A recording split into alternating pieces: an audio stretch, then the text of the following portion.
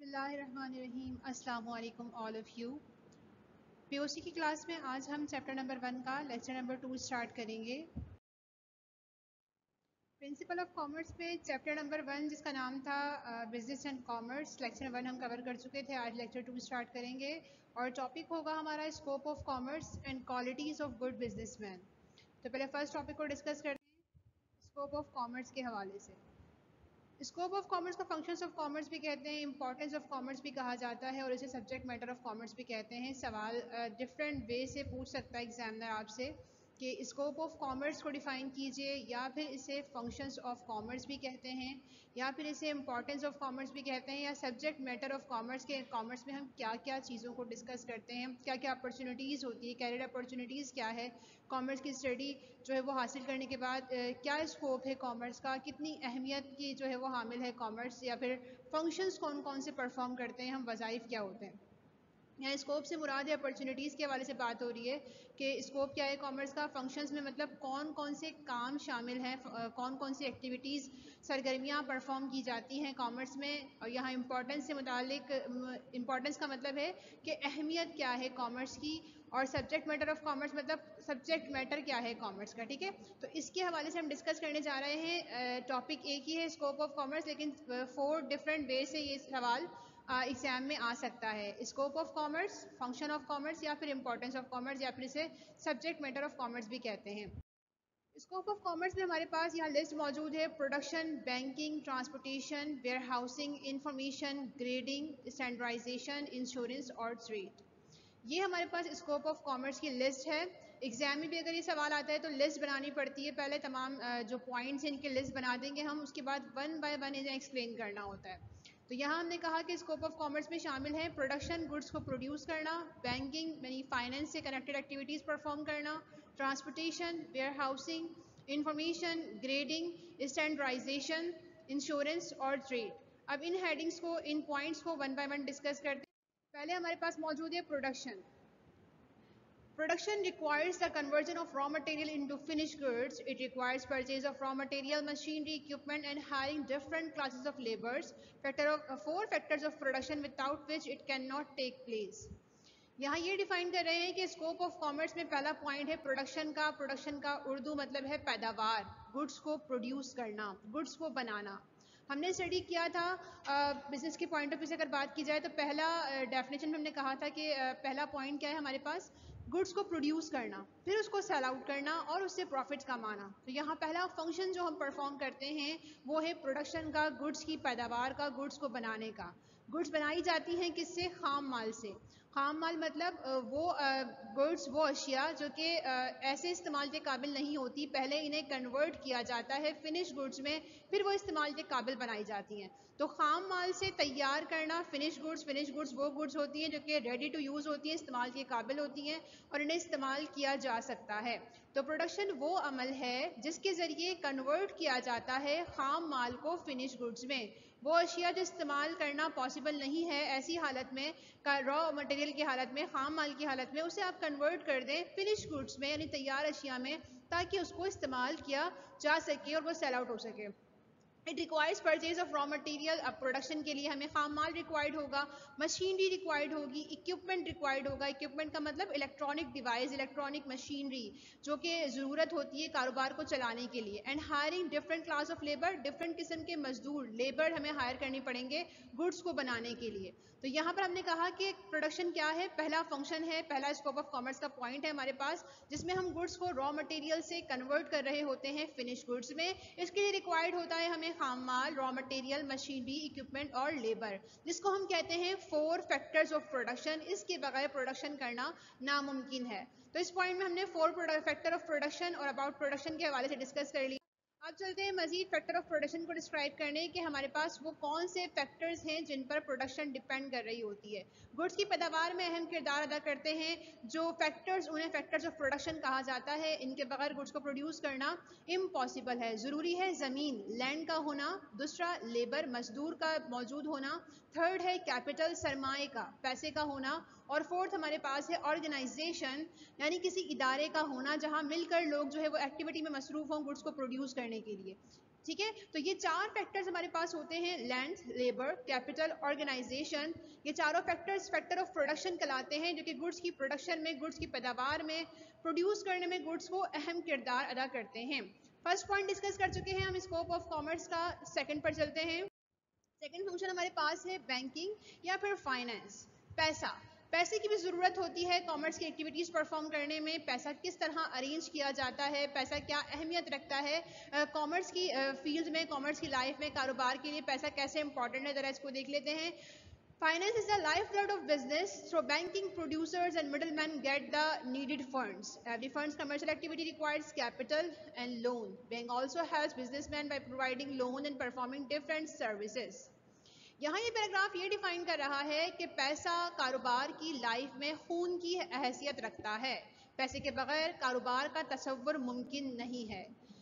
Producers जो goods को बनाने वाले होते हैं उन्हें प्रोड्यूसर्स कहा जाता है, और मिडिलमैन वो लोग होते हैं जो कि गुड्स को ट्रांसफर कर रहे होते हैं one person to another person buying and selling के जरिए। इसे हमें प्रैक्टिकल लाइफ में होलसेलर्स दिखते हैं, रिटेलर दिखते हैं, ये मिडिलमैन कहलाते हैं। तो प्रोड्यूसर हो या मिडिलमैन हो, इन लोगों को पैसों की ज़रूरत होती है, नीड फंड्स, इन्हें ज़रूरत होती है पैसे की। ये कहाँ से हासिल करते हैं? बैंकिंग सेक्टर से हासिल कर सकते हैं। Every funds commercial activity requires capital. Commerce की कोई भी एक्टिविटी हम परफॉर्म करें, अभी हम बहुत सारे स्कोप के पॉइंट पढ़कर आए हैं, प्रोडक्शन हमने देखा, वेयर हाउसिंग, ट्रांसपोर्टेशन, कोई भी काम हमें परफॉर्म करना है जो कि लिंक करता है बिजनेस से, तो हमें रिक्वायर्ड होगा फंड्स। और ये फंड्स कहाँ से आता है? या तो कैपिटल, कैपिटल का मतलब होता है अपना सरमाया, अपना पैसा कारोबार में इन्वेस्ट करना, एंड लोन, उधार लेकर पैसा कारोबार में लगाना। Bank also help businessman, bank भी हेल्प करता है बिजनेसमैन को किस चीज़ में? फंड्स प्रोवाइड करने में। लोन देकर फंड्स की जो नीड होती है कारोबारी शख्स की, वो फुलफिल कर रहा होता है। तो इस पैराग्राफ से हमें समझ में आया कि सेकंड फंक्शन जो हम कॉमर्स में परफॉर्म करते हैं वो हमारे पास है बैंकिंग। इसे फाइनेंस भी कहा जाता है। पैसा बहुत अहमियत का हामिल है कारोबार की लाइफ में, और यहाँ पर प्रोड्यूसर्स और मिडलमैन दोनों को ही अपनी फंड्स की नीड्स फुलफिल करने के लिए पैसा चाहिए होता है। और पैसा कहाँ से अरेंज होता है? ये कैपिटल के जरिए भी, या फिर बैंक से लोन लेकर भी पैसा अरेंज कर सकते हैं, या फिर फंड्स हासिल कर सकते हैं। यहाँ पर मजीद सोर्स को डिफाइन किया हुआ है, सोर्सिंग ऑफ फंड्स या सोर्स ऑफ फाइनेंस भी कहते हैं इसे। 3 सोर्स ऑफ फाइनेंस होते हैं हमारे पास, capital, loan and retain earning. Funds can be obtain from 3 sources. पैसा हासिल किया जाता है 3 जराए के जरिए, 3 जरियों से।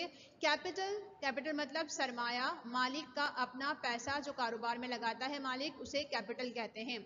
लोन, जो पैसा उधार लेकर लगाया जाए वो लोन कहलाता है। और रिटेन अर्निंग बोलते हैं पास्ट ईयर्स की इनकम को जो हम सेव करके रखते हैं, एक्यूमुलेटेड प्रॉफिट जो होता है वो रिटेन अर्निंग कहलाता है। ठीक है, तो इस तरह 3 तरीके से फंड्स अरेंज किया जाता है बिजनेस में। अपना पैसा, कैपिटल, लोन लेकर, उधार लेकर लोन के जरिए, या फिर पास्ट प्रॉफिट को कारोबार में यूज किया जाता है। थर्ड स्कोप ऑफ कॉमर्स को डिस्कस करते हैं जो हमारे पास है ट्रांसपोर्टेशन। ट्रांसपोर्ट के नाम से जो है वो यहाँ पर एक प्रोसेस परफॉर्म किया जाता है, इसको हम ट्रांसपोर्टेशन कहते हैं। ट्रांसपोर्ट वो व्हीकल्स होती हैं जो गुड्स की मूवमेंट में हेल्प करवा रही होती हैं। It's refers to moving goods from point of production to the point of consumption. ये वो व्हीकल्स हैं, वो ट्रांसपोर्ट हैं, ये एक ऐसा अमल है जिसके जरिए क्या हो रहा होता है? गुड्स, जो अशिया हम बना रहे हैं, चीज़ें जो हम बेचना चाहते हैं, इसका हम कारोबार कर रहे हैं, उसको हम मूव करवाते हैं from point of production to the point of consumption. Point of production क्या होता है? ये वो पॉइंट जहाँ पर चीज़ें बन रही हैं, और पॉइंट ऑफ कंजम्पशन ये वो पॉइंट होता है जहाँ पर गुड्स इस्तेमाल होगी। तो जहाँ इस्तेमाल होगी वहाँ तक लेकर जाना, जहाँ बनी है वहाँ से। इसके लिए हमें ज़रूरत होती है ट्रांसपोर्ट की, व्हीकल्स की। डिफरेंट व्हीकल्स को यूज़ करके हम क्या करते हैं? गुड्स को मूव करवाते हैं पॉइंट ऑफ प्रोडक्शन से पॉइंट ऑफ कंजम्पशन तक। ये प्रोसेस हमारे पास ट्रांसपोर्टेशन कहलाता है। It helps the producer to supply और डिस्पोज फॉर देयर गुड्स। ये तरीका हेल्प करता है प्रोड्यूसर की, गुड्स को बनाने वाले शख्स की, कि वो क्या कर सके? डिस्पोज कर सके, सप्लाई कर सके, अपनी गुड्स को पहुंचा सके to the far end needy markets, उन मार्केट्स में, उन जगहों पर जहां गुड्स की नीड है, जहां गुड्स की डिमांड है। It creates place competition, place utility. ये ट्रांसपोर्ट क्या करता है? प्लेस यूटिलिटी क्रिएट करता है। ये एमसीक्यूज में भी आ सकता है कि ट्रांसपोर्ट जो है वो कौन सी यूटिलिटी क्रिएट करता है? प्लेस यूटिलिटी, जगह का अफादा। इसका मतलब ये है कि जिस जगह गुड्स की नीड है उस जगह पर गुड्स को पहुंचाने में ट्रांसपोर्ट अहम किरदार अदा कर रहा होता है। तो इस पैराग्राफ ने डिफाइन किया हमें कि ट्रांसपोर्टेशन थर्ड फंक्शन है कॉमर्स का, जिसमें हम क्या करते हैं, गुड्स को मूव करवाते हैं ट्रांसपोर्ट के जरिए, व्हीकल्स के जरिए, बस के जरिए, ट्रक के जरिए, कार के जरिए, एयरप्लेन के जरिए, शिप के जरिए, कहाँ पर, प्रोडक्शन पॉइंट से कंजम्पशन पॉइंट तक मूवमेंट, ये गुड्स की ये मूवमेंट ट्रांसपोर्टेशन कहलाती है। ये हेल्प करती है प्रोड्यूसर की कि वो क्या करे, डिस्पोज करे या फिर सप्लाई करे अपनी गुड्स को दूर दराज मार्केट में, और इससे क्रिएट करे प्लेस यूटिलिटी, जगह का अफादा। मजीद डिस्क्राइब किया हुआ है यहाँ पर मोड्स ऑफ ट्रांसपोर्ट को, कि कौन कौन से तरीके, कौन कौन सी टाइप्स, कौन कौन सी व्हीकल्स हमारे पास हैं जो कि हम यूज कर सकते हैं गुड्स को प्रोडक्शन पॉइंट से कंजम्पशन पॉइंट तक पहुंचाने में। फर्स्ट हमारे पास है बाय एयर, हम हवाई रास्ते के जरिए भी गुड्स को मूव करवाते हैं। बाय लैंड, हम सड़क के रास्ते, खुश्की के रास्ते भी गुड्स को मूव करवाते हैं। और थर्ड है बाय सी, हम समंदर के रास्ते भी गुड्स को मूव करवा सकते हैं one place to another place. तो या तो हम लैंड ट्रांसपोर्ट यूज करते हैं, ट्रक यूज किया, कार या फिर बसेस, दूसरा फिर हम जो है वो एयरप्लेन यूज कर सकते हैं, या फिर हम शिप के जरिए भी अपनी गुड्स को मूव करवा सकते हैं। नेक्स्ट हमारे पास पॉइंट है वेयरहाउसिंग। इंश्योरेंस को डिस्कस करते हैं। पहले स्कोप ऑफ कॉमर्स में हमारे पास फोर्थ जो स्कोप है वो है insurance. Insurance refers to transferring the risk of loss or damage or injury to other party. It facilitates businessmen to do business with low level of risk. Insurance का मतलब क्या है? इंश्योरेंस एक process है जिसमें कारोबार की लाइफ में होने वाले खतरे को किसी हद तक जो है वो कम किया जाता है या फिर ट्रांसफर किया जाता है थर्ड पार्टी पर, और अपने आप को प्रोटेक्शन प्रोवाइड की जा रही होती है। रिस्क को पहले यहाँ पर डिफाइन करना चाहूंगी। इंश्योरेंस का दूसरा नाम बुक में जो है वो रिस्क लिखा हुआ है, रिस्क या फिर इंश्योरेंस। रिस्क का मतलब क्या होता है, उर्दू मीनिंग देखें तो खतरा। कारोबार की लाइफ में आपको डिफरेंट किस्म के खतरात का सामना करना पड़ता है। जो गुड्स आपने बनाई है वो सेल आउट नहीं हो रही, फैशन चेंज हो गया, लोग आपकी गुड्स को परचेज नहीं कर रहे, जो डिफरेंट टाइप्स की गुड्स हैं उनकी प्राइस चेंज हो गई है, ठीक है। तो ये डिफरेंट रिस्क होते हैं जो आपको बिजनेस की लाइफ में फेस करने पड़ते हैं। अब बहुत से खतरात को आप किसी हद तक कंट्रोल कर सकते हैं और ट्रांसफर कर सकते हैं और अपने आप को प्रोटेक्शन प्रोवाइड कर सकते हैं। तो प्रोटेक्शन प्रोवाइड करने का मेथड, अपने आप को सेव करने का मेथड इंश्योरेंस कहलाता है। इंश्योरेंस क्या होता है, ये एक एग्रीमेंट होता है। एक पर्सन होता है इंश्योरेंस करवाने वाला, जो अपने खतरे को कम कर रहा होता है उसको हम बोलते हैं इंश्योर्ड। दूसरा पर्सन जो आपके खतरे को कम करके आपको सेफ्टी प्रोवाइड कर रहा है, जिस पर अपना खतरा शिफ्ट करवा रहे हो आप, जो आपको प्रोटेक्शन प्रोवाइड कर रहा है, वो होता है इंश्योरर। तो इंश्योरर जिसने खतरा कम किया, इंश्योर्ड जिसका खतरा कम किया गया, जिसको प्रोटेक्शन प्रोवाइड की गई, इन दोनों के दरमियान में होने वाला कॉन्ट्रैक्ट इंश्योरेंस कहलाता है। ये कॉन्ट्रैक्ट किस चीज का होता है, जिसमें रिस्क को शिफ्ट किया जाता है, ट्रांसफर किया जाता है। यहाँ पर ये डिफाइन हुआ है ट्रांसफरिंग द रिस्क, जिसमें आप रिस्क को ट्रांसफर कर रहे हो। रिस्क कौन कौन सा, नुकसान का खतरा है, डैमेज होने का खतरा है, इंजरी का खतरा है, किस पर ट्रांसफर कर रहे हो, थर्ड पार्टी पर या दूसरी पार्टी पर आप ट्रांसफर कर रहे हो। It facilitate businessman to do business with low level of risk. और ये जो है वो क्या करता है, हमें बिजनेसमैन को ये वाला फंक्शन स्कोप का हेल्प करता है कि वो कम से कम खतरे में रहते हुए अपने कारोबार की एक्टिविटीज को परफॉर्म कर सके। जो भी खतरा था वो आपने इंश्योरेंस कंपनी पर ट्रांसफर कर दिया है, उसके बदले में आप फीस पे करते हो, प्रीमियम पे करते हो। अब अगर खतरा जो है वो अकर्ड होता है तो इंश्योरेंस कंपनी वो खतरा बर्दाश्त करेगी और आप जो है वो सेफ साइड होंगे, बिजनेसमैन जो है वो सेफ साइड होगा। इंश्योरेंस का पूरा चैप्टर है, हम आगे इंशाल्लाह कंटिन्यू करेंगे इसको। यहाँ पर डिस्क्राइब करने का पर्पस सिर्फ ये था कि हम फोर्थ स्कोप ऑफ कॉमर्स को, इंपॉर्टेंस ऑफ कॉमर्स को डिस्कस कर सकें कि इंश्योरेंस वो फंक्शन है कॉमर्स का जिसमें हम रिस्क को ट्रांसफर करवा रहे होते हैं दूसरी पार्टी पर और अपने आप को प्रोटेक्शन प्रोवाइड कर रहे होते हैं और मिनिमम लेवल ऑफ रिस्क में रहते हुए बिजनेस की एक्टिविटीज को परफॉर्म कर। यहाँ रिस्क के पॉइंट से बात हुई हुई है कि टाइप्स ऑफ रिस्क कौन कौन से होते हैं। टाइप्स ऑफ इंश्योरेंस, रिस्क के पॉइंट ऑफ व्यू से इंश्योरेंस कौन कौन सा प्रोवाइड किया जाता है, तो लाइफ इंश्योरेंस है, प्रॉपर्टी इंश्योरेंस है, मरीन इंश्योरेंस है, फायर इंश्योरेंस है, हेल्थ इंश्योरेंस है। डिफरेंट टाइप्स के इंश्योरेंस जो है वो इंश्योरेंस कंपनी प्रोवाइड करती है अकॉर्डिंग टू रिस्क, किस किस्म का रिस्क का सामना है उसके लिहाज से आपको इंश्योरेंस पॉलिसी जो है वो प्रोवाइड की जाती है। यहाँ पर रिस्क की टाइप को डिफाइन किया हुआ है। टाइप्स ऑफ रिस्क की अगर बात की जाए तो दो तरह के खतरात का हमें सामना करना पड़ता है बिजनेस की लाइफ में। Two types of risk, first is insurable and second is uninsurable. दो खतरात होते हैं इंश्योरेबल, वो खतरात होते हैं जो कि कंट्रोलेबल होते हैं, किसी हद तक हम अपने खतरे को कंट्रोल कर सकते हैं और अपने खतरे को शिफ्ट करवा सकते हैं दूसरी पार्टी पर। यानी इंश्योरेंस रिस्क के लिए इंश्योरेंस कंपनी वाले इंश्योरेंस प्रोवाइड करते हैं। ये वो खतरात होते हैं जिनका इंश्योरेंस हो सकता है, जिनको कंट्रोल किया जा सकता है और जिनका नुकसान जो है वो इंश्योरेंस कंपनी वाले बर्दाश्त करते हैं। हम प्रोटेक्ट के साइड होते हैं और सेफ साइड होते हैं। और अनइंश्योरेबल रिस्क क्या होते हैं? जिसका इंश्योरेंस नहीं होता, अनकंट्रोलेबल है और इंश्योरेंस कंपनी इन खतरात को इंश्योर्ड नहीं करती, इंश्योरेंस प्रोवाइड नहीं करती, उन खतरात को हम बोलते हैं अनइंश्योरेबल। मजीद डिटेल में डिस्कस करेंगे हम इसमें, इसका भी चैप्टर है उसमें जो है डिस्क्राइब करेंगे अबाउट रिस्क, कौन कौन से रिस्क होते हैं जो कि कंट्रोलेबल होते हैं और जो कि अनकंट्रोलेबल होते हैं। यहाँ डिफाइन करने का पर्पज सिर्फ ये है कि दो खतरात का सामना हमें जो है वो फेस करना पड़ता है बिजनेस की लाइफ में। वो खतरात जो कंट्रोल हो सके, जिनका इंश्योरेंस प्रोवाइड करती है इंश्योरेंस कंपनी, प्रोटेक्शन प्रोवाइड करती है, वो कहलाते हैं इंश्योरेबल रिस्क। और दूसरा है जिनका इंश्योरेंस प्रोवाइड नहीं करती कंपनीज और इंश्योर्ड नहीं होते, कंट्रोलेबल नहीं होते, उन्हें हम अनइंश्योरेबल रिस्क कहते हैं। नेक्स्ट हमारे पास टर्म है स्कोप ऑफ कॉमर्स की, फंक्शन ऑफ कॉमर्स की, warehouse. What is warehouse? Warehouse are the place where producer keep excess production in order to use when needed. Warehouse create time utility. It helps fulfill required demand in market. Warehouse वो जगह होती है जहां producer अपने excess production को, ज्यादा पैदावार को जमा करके रखता है, स्टोर करके रखता है। क्यों? क्योंकि अभी मार्केट में नीड नहीं है, अभी मार्केट में डिमांड नहीं है, अभी मार्केट में फैशन नहीं है, अभी लोग आपकी चीज को तलब नहीं कर रहे। जब सही सीजन होगा, जब सही डिमांड होगी, तो आप इस एरिया से, इस जगह से, इस प्लेस से गुड्स को लेकर ट्रांसफर करेंगे मार्केट में। तो वो जगह जहां पर प्रोड्यूसर ने अपनी एक्सेस प्रोडक्शन को, ज्यादा पैदावार को स्टोर करके रखा, क्योंकि अभी मार्केट में जरूरत नहीं है, जरूरत आने पर उस जगह से वो गुड्स ले जाकर सेल आउट करेगा, तो वो जगह हमारे पास वेयर हाउस कहलाती है, जिसको उर्दू में गोदाम कारी कहा जाता है। इसको स्टोरेज का वर्ड भी इसके लिए यूज किया जाता है। यहाँ पे एक टर्म लिखी हुई एमसीक्यूज में भी आती है कि वेयरहाउस कौन सी यूटिलिटी क्रिएट करता है। वेयरहाउस की वजह से क्रिएट होता है टाइम का अफादा, वक्त का अफादा, यानी time utility. Warehouse create time utility. इसका मतलब क्या है? अभी वक्त सही नहीं है, दुरुस्त वक्त नहीं है अभी के गुड्स आप सेल आउट करने के लिए मार्केट में रखें या मार्केट में प्रेजेंट हो आपकी गुड्स, क्योंकि अभी डिमांड नहीं है, सीजन नहीं है, फैशन नहीं है, लोग आपकी गुड्स को परचेज नहीं करेंगे। सही वक्त आने पर आप मार्केट में लेकर जाएं और जो है वो गुड्स की डिमांड हो जब, तब गुड्स को सप्लाई करें ताकि वो सेल आउट हो। तो ये किसके जरिए पॉसिबल होता है कि सही वक्त पर हम गुड्स हमारे पास अवेलेबल हो? वो वेयर हाउस के जरिए पॉसिबल होता है। हम वहां पर गुड्स को स्टोर करके रखते हैं और सही वक्त आने पर गुड्स को पहुंचाते हैं मार्केट पर, और क्रिएट करता है वेयर हाउस हमारी टाइम यूटिलिटी, वक्त का अफादा।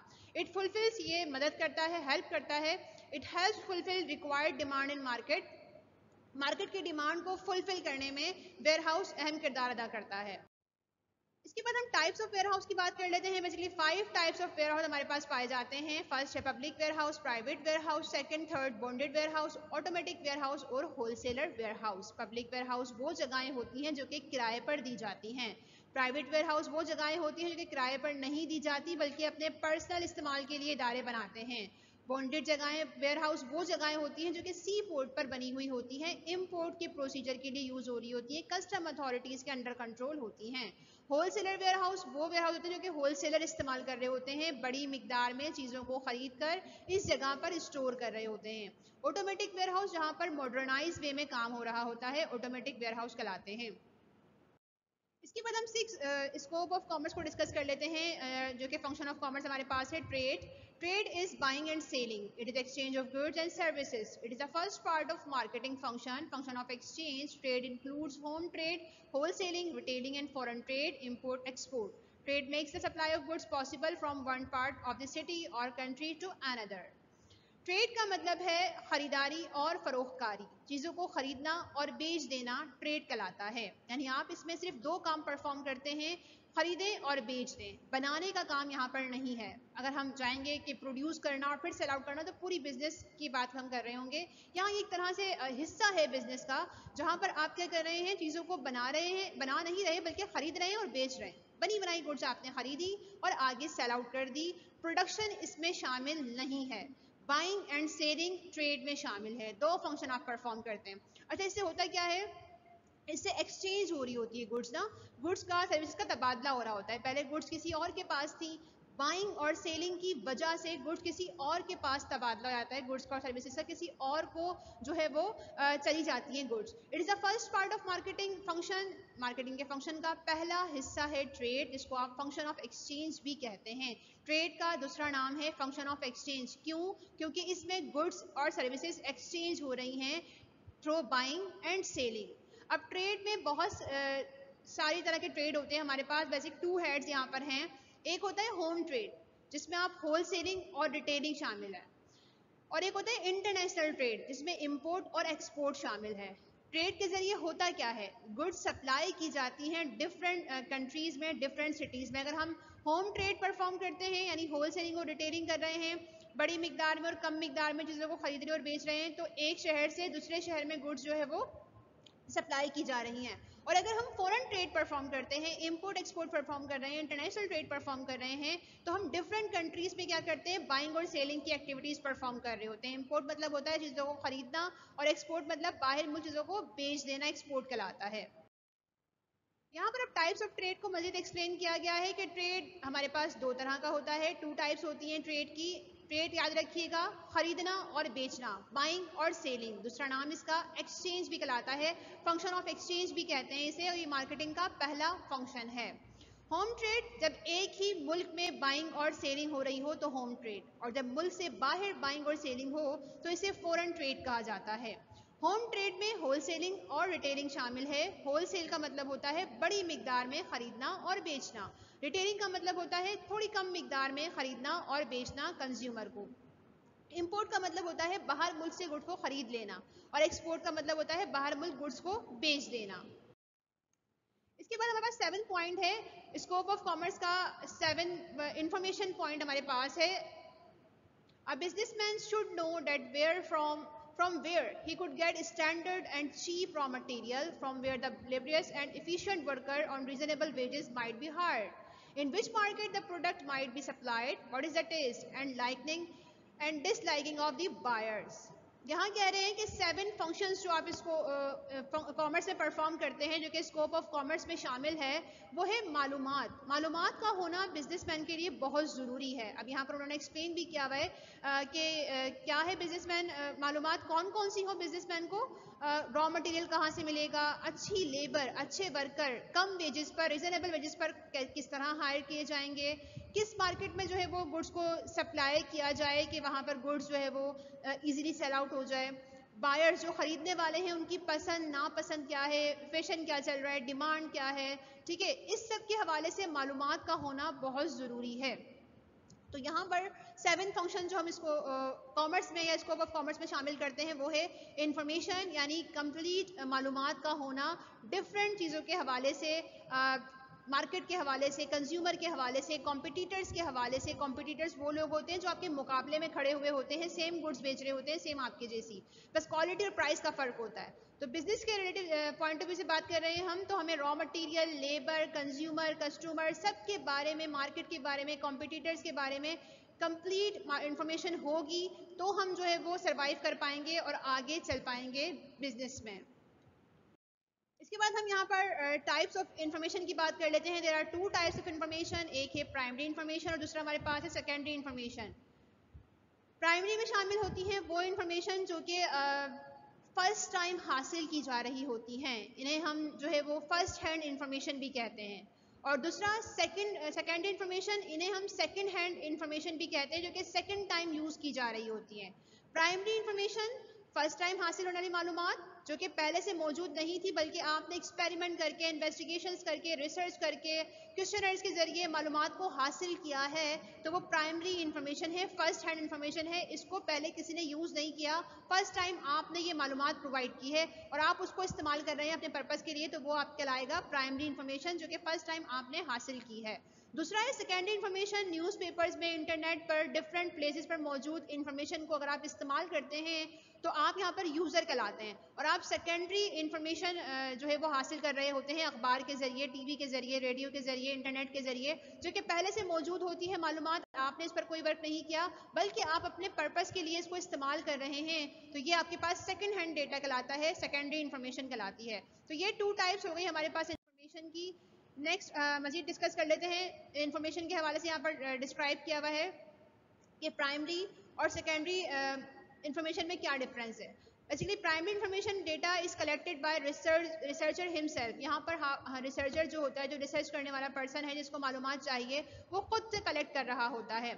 किस तरह हासिल करते हैं इसको? Data is gather through question, interview और ऑब्जर्वेशन। ऑब्जर्व करके, इंटरव्यू के जरिए और क्वेश्चनर के जरिए जो है वो आप डेटा को हासिल कर रहे होते हो, मालूमात को, इन्फॉर्मेशन को हासिल कर रहे होते हो। इन्फॉर्मेशन और डेटा एक ही बात है यहाँ पर, ठीक है। सेकेंडरी का मतलब है कि डेटा कलेक्टेड, कंप्लाइड और रिटन बाय अदर रिसर्चर। पहले से काम हो चुका है और डेटा मौजूद है बुक्स में, जर्नल्स में, वहां से आपने हासिल किया और फिर डेटा को इस्तेमाल किया अपने पर्पस के लिए, तो ये कहलाता है आपके पास जो मालूमात आपको हासिल हुई जर्नल से, बुक से, इंटरनेट से, टीवी से, रेडियो से, तो ये मालूमात आपकी सेकेंडरी इंफॉर्मेशन या फिर सेकेंडरी डेटा कहलाएगी।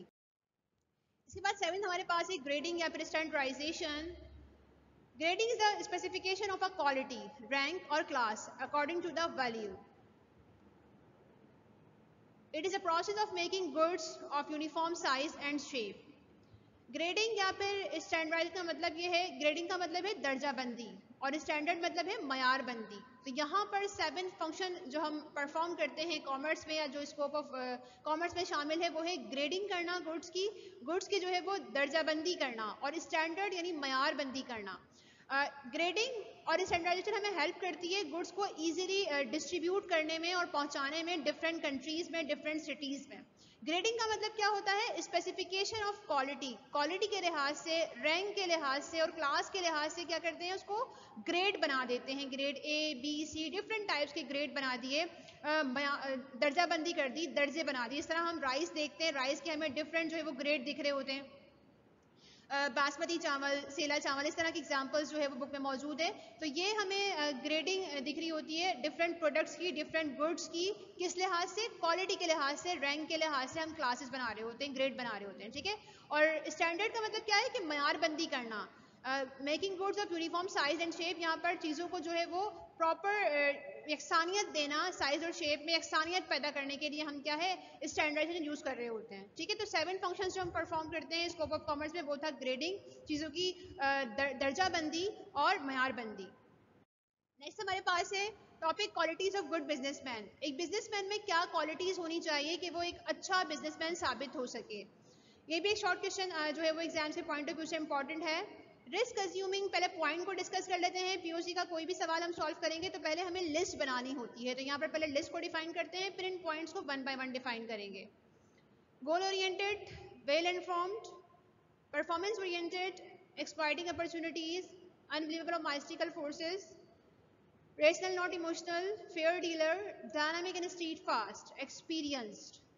तो ये थे हमारे पास कुछ पॉइंट कि ये पॉइंट आपके बिजनेसमैन में मौजूद होंगे तो वो एक अच्छा बिजनेसमैन साबित हो सकता है। इससे पहले हमने डिस्कस किया था स्कोप ऑफ कॉमर्स के हवाले से, तमाम पॉइंट्स की पहले हमने लिस्ट बनाई और फिर उनको 1 बाय 1 एक्सप्लेन किया। वो टॉपिक हमारा कंप्लीट हो चुका है। अब हम सेकंड टॉपिक की तरफ जा रहे हैं जो कि हमारे पास है क्वालिटीज ऑफ गुड बिजनेसमैन।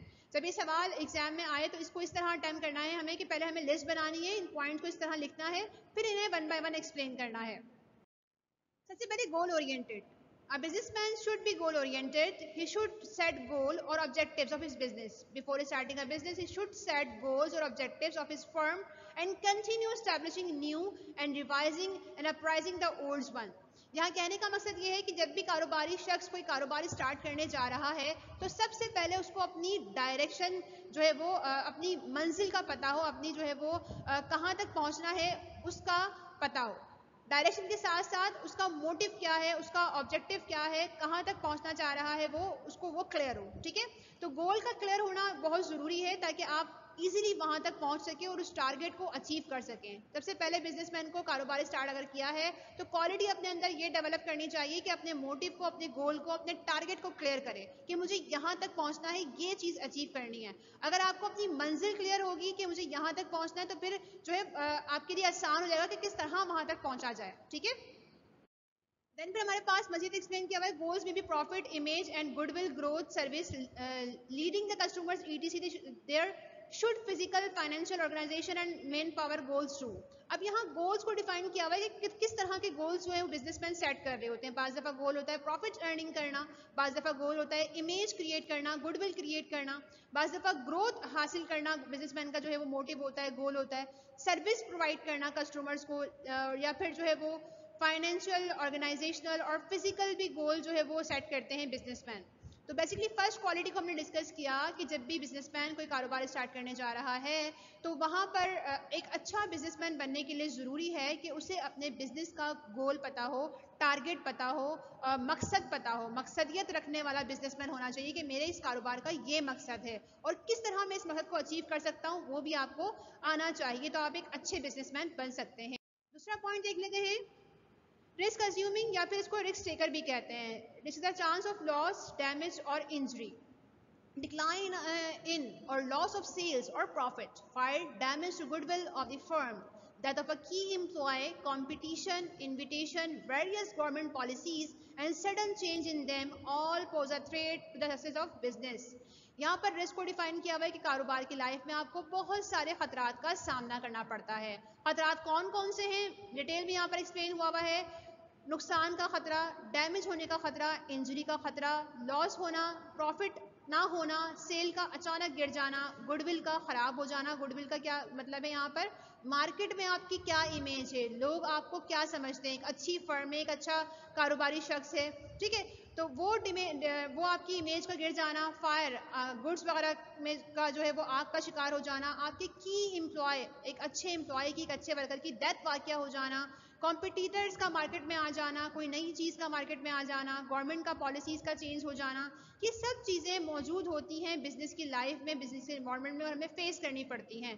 तो ये सब क्या करती है, रुकावट क्रिएट करती हैं सक्सेस की तरफ जाने में। तो ज़रूरी क्या है यहाँ पर कि बिजनेसमैन को रिस्क टेकर होना चाहिए, खतरा बर्दाश्त करने वाला होना चाहिए, खतरे का सामना करने वाला होना चाहिए। A good businessman should be risk taker, ready to take risks. The business is full of risk of various type and they always stay as long as the business exists। कह रहे हैं कि बिजनेसमैन अगर risk taker होगा तो ही तमाम activities perform कर सकता है आसानी से, क्योंकि कारोबार की लाइफ में जब तक कारोबार चलता रहता है तब तक साथ साथ खतरात भी मौजूद होते हैं। तो एक अच्छे बिजनेसमैन को रिस्क को सामना करने वाला होना चाहिए, रिस्क टेकर होना चाहिए, रिस्क को फेस करने वाला होना चाहिए, क्योंकि रिस्क के आगे क्या है, प्रॉफिट है। प्रॉफिट, जितना ज़्यादा रिस्क होगा उतना ही ज़्यादा प्रॉफिट के चांसेस भी ज़्यादा होंगे। तो अपॉर्चुनिटीज़ को वेल करने के लिए, प्रॉफिट को अर्न करने के लिए ज़रूरी होता है कि हम क्या करें, खतरे का सामना करें, खतरे को बर्दाश्त करें और खतरे का सामना करने की एबिलिटी हो बिजनेसमैन के अंदर। नेक्स्ट हमारे पास पॉइंट है, never believes unbelievable of mystical forces.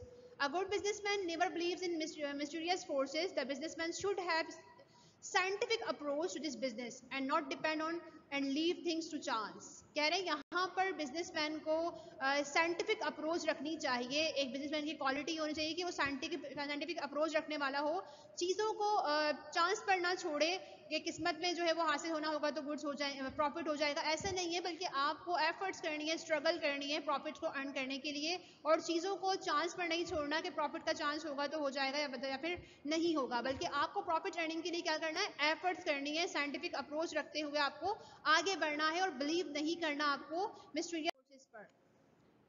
इस पॉइंट को मैंने एक्सप्लेन किया हुआ है, don't leave the thing on chance. अपनी चीज़ों को आप चांस पर ना छोड़ें, फेट पर ना छोड़ें, लक पर ना छोड़ें, बल्कि आप क्या करें, इसके लिए एफर्ट्स करें। Should be able to determine his own course, plan it, organise things and control the result. आपने क्या करना है, एक अच्छे बिजनेसमैन होने के लिए आपने जो है वो प्लानिंग करनी है, ऑर्गेनाइज करना है, चीज़ों को कंट्रोल करना है, ठीक है। तो ये ज़रूरत होती है बिजनेसमैन की कि वो क्या करे, एक अच्छे बिजनेसमैन के लिए आपको बिलीव नहीं करना मिस्टिकल फोर्सेस पर, साइंटिफिक अप्रोच रखते हुए, चीज़ों को चांस पर नहीं छोड़ना, बल्कि प्रॉपर प्लानिंग करते हुए, ऑर्गेनाइजिंग करते हुए, चीज़ों को कंट्रोल करके फिर रिजल्ट की जो है वो करनी है, ठीक है। नेक्स्ट हमारे पास है क्वालिटीज में इंफॉर्मेशन, इसको वेल इन्फॉर्म्ड भी कहते हैं कि अच्छे बिजनेसमैन की क्वालिटी ये है कि उनमें मालूमात बहुत ज़्यादा होती है, अपनी फील्ड के लिहाज से, डिफरेंट चीज़ों के लिहाज से मालूमात का होना बहुत ज़रूरी है। अगर मालूमात बिजनेसमैन के पास मौजूद है तो वो एक अच्छा बिजनेसमैन तस्वुर किया जाएगा। A good businessman must have information about customers, business, market price and his competitors. एक बिजनेसमैन के लिए मालूमात, अगर आप अच्छा बिजनेसमैन बनना चाहते हैं तो आपको मालूमात होनी चाहिए। कस्टमर वो शख्स जो आपकी गुड्स को परचेज कर रहा है, market price and competitors, market price के हवाले से और कॉम्पिटिटर्स के हवाले से मालूमात का होना बहुत ज़रूरी है। तो ये फोर्थ हो गई। नेक्स्ट हमारे पास है fifth quality, a businessman should be fair dealer to his employee, selection, wages, transfers, promotion as all. He should be fair. He should be fair to his customer. कह रहे हैं कि नेक्स्ट क्वालिटी जो हमारे पास है वो है फेयर डीलर की। Fair dealing is the spirit and secret of business. एक बिजनेसमैन को फेयर डीलर होना चाहिए, अपने एम्प्लॉय की सिलेक्शन के हवाले से, उनकी सैलरीज के हवाले से, उनको प्रमोट कैसे करना है, कस्टमर को डील कैसे करना है, इसको फेयर वे में डील करना चाहिए। अनफेयर वे अगर आप अपना रहे हैं तो वो आप एक अच्छे बिजनेसमैन नहीं है। तो फेयर डीलिंग के जरिए क्या करें, अपने एम्प्लॉय को सेलेक्ट करें और वेजेस डिसाइड करें, ट्रांसफर करें, उनका प्रमोट करें, अपने कस्टमर्स को जो है वो फेयर डीलिंग करें। ये एक स्पिरिट है और सीक्रेट है आपके बिजनेस। नेक्स्ट पॉइंट हमारे पास है हार्ड वर्कर। बिजनेसमैन को हार्ड वर्कर होना चाहिए, मेहनत करने वाला होना चाहिए, क्योंकि मेहनत में ही जो है वो अजमत है। अगर आप मेहनत करोगे तो आगे बढ़ सकते हो। एक मेहनती शख्स एक अच्छा बिजनेसमैन बन सकता है। फिर हमारे पास सेवेंथ है पॉइंट, मैनेजर के यहाँ पर बात हो रही है बिजनेसमैन की क्वालिटीज के हवाले से। तो नेक्स्ट पॉइंट हमारे पास है परफॉर्मेंस ओरिएंटेड, कि बिजनेसमैन को परफॉर्मेंस ओरिएंटेड होना चाहिए। He is the manager of his business and hence he must plan, organize and control his business effectively. He has to hire a team of workers, divide work among them and departments and measure their performance. His attention should be worker performance. He should be result oriented. यहाँ कह रहे हैं कि businessman को result oriented होना चाहिए, अपने worker से, अपने एम्प्लॉय से रिजल्ट कैसे लेना है ये एक बिजनेसमैन को आना चाहिए, क्योंकि वो मैनेजर है अपने बिजनेस का, उसके हाथ में प्लानिंग भी है, ऑर्गेनाइजिंग भी है, कंट्रोलिंग भी है। तो वो प्लान करे, ऑर्गेनाइज करे और कंट्रोल करे और अपने वर्कर से काम ले कि वो कैसे काम करेगा वर्कर और कैसे रिजल्ट जो है वो लिया जाएगा, रिजल्ट आएगा, ठीक है। तो इसको बोलते हैं परफॉर्मेंस ओरिएंटेड, जो कि 7 क्वालिटी थी बिजनेस। नेक्स्ट हमारे पास एक्सपीरियंस्ड बिजनेसमैन को एक्सपीरियंस तजुर्बेकार होना चाहिए। एक अच्छा बिजनेसमैन जो कि तजुर्बेकार है, तमाम एक्टिविटीज़ को अच्छे से परफॉर्म कर सकता है। A businessman should be experienced and should know the art of running the business. तजुर्बा सिखाता है कि किस तरह कारोबार को रन करना है। नेक्स्ट हमारे पास एक्सपीरियंस के हवाले से मजीद डिफाइन किया हुआ है। The experience will help him understand the product, market, customers, management, competition, financial matters, pricing, etc. एक एक्सपीरियंस पर्सन अलग होता है, ये डायग्राम डिस्क्राइब भी कर रही है। अनएक्सपीरियंस पर्सन है हमारे पास, एक एक्सपीरियंस पर्सन है वो अलग होगा सबसे, क्योंकि उसको मालूमात होगी, वो समझने में उसको हेल्प होगी कि इसको कस्टमर को, मैनेजमेंट को, कंपटीटर्स को, फाइनेंशियल मैटर्स को, क्योंकि वो तजुर्बा हासिल कर चुका है, उस पर पहले भी ये सब चीज़ों का सामना कर चुका है, ये पहले भी ये वक्त आ चुका है और वो इससे तजुर्बा हासिल कर चुका है और बहुत कुछ सिखाता है तजुर्बा एक बिजनेसमैन को, ठीक है। तो यहाँ नेक्स्ट क्वालिटी हमारे पास है रेशनल नॉट इमोशनल। एक बिजनेसमैन को रैशनल होना चाहिए, इमोशनल नहीं होना चाहिए। Should be rational not emotional. Emotional persons can not succeed in their lifes. जो पर्सन इमोशनल होते हैं, दिल से जो है वो डिसीजंस ले रहे होते हैं, दिमाग से डिसीजंस नहीं लेते, वो सर्वाइव नहीं कर पाते, सक्सीड नहीं कर पाते अपनी बिजनेस। तो बिजनेसमैन को क्या होना है, रैशनल होना है, इमोशनल नहीं होना।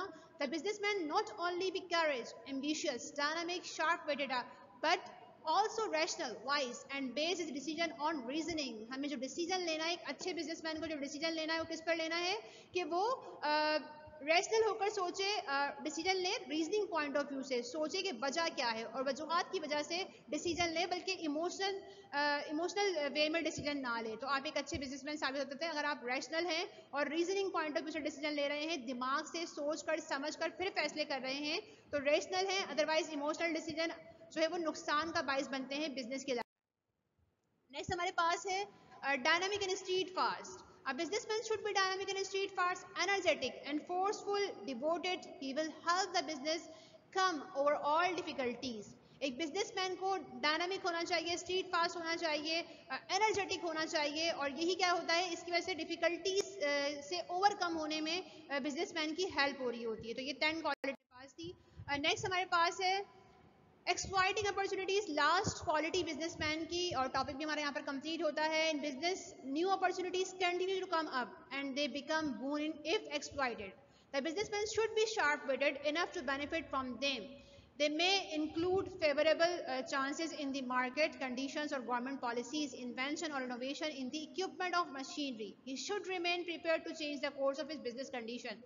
कह रहे हैं एक्सप्लॉइटिंग अपॉर्चुनिटीज का मतलब ये है यहाँ पर कि बिजनेसमैन को अपॉर्चुनिटीज पर नजर रखनी चाहिए। क्या फेवरेबल कंडीशंस हो सकती है बिजनेस के लिए, market conditions, government policies, new inventions, machineries, इन सब पर जो है वो आपको नजर रखनी है, और जो अपॉर्चुनिटीज, जो मौके आपको हासिल हो रहे हैं, उनको आपने अवेल करना है, उनको आपने हासिल करना है।